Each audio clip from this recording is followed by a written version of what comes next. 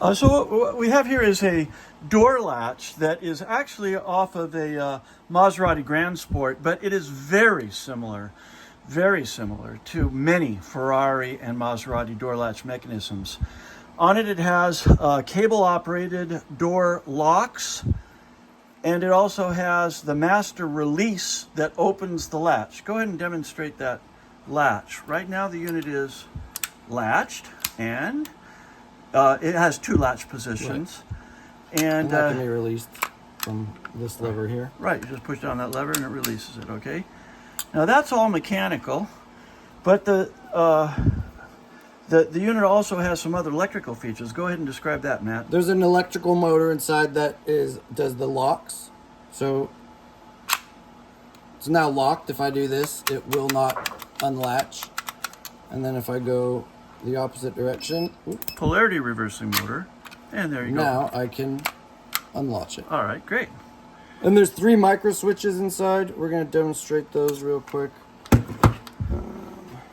We have a 9 amp load here. These 2 quartz halogen lights together add up to about 9 amps, and that is more than these micro switches will ever see, but at least it indicates to us that, yeah, the micro switches are viable. So go ahead.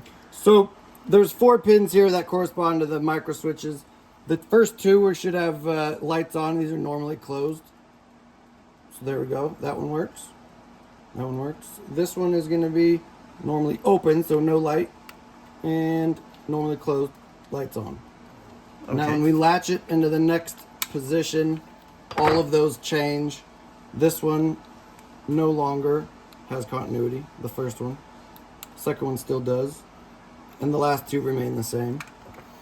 When it's latched all the way, again, these are now both open, so no continuity. And then when I lock it, this one will go on. I can only manually lock it. I can only manually lock it. But there we go, that's locked, unlocked. Okay. Okay, well that shows the function of all 3 micro switches inside.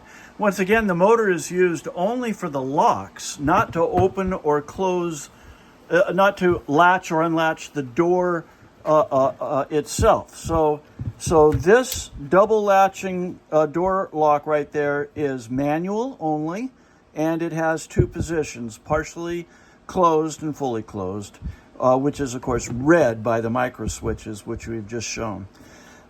This particular unit came to us with some concerns and problems. Notice that we have 2 screws and big washers here. That's because this was never designed to come apart.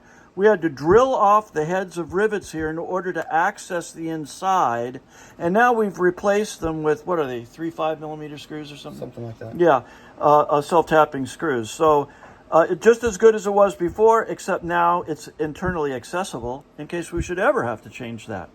So thank you very much for your attention, and we'll see you on the next Cartoon-a-Rooney.